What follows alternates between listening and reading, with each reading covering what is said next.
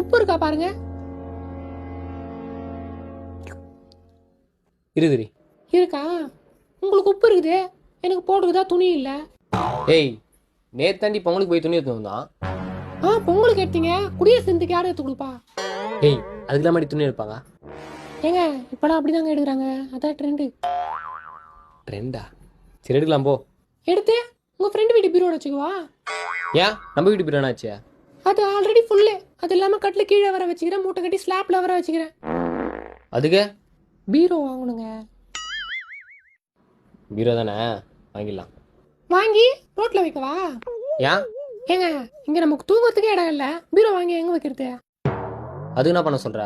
Double bedroom வச்ச மாதிரி ஒரு வீடு கட்டணுங்க. கட்டிலாண்டி.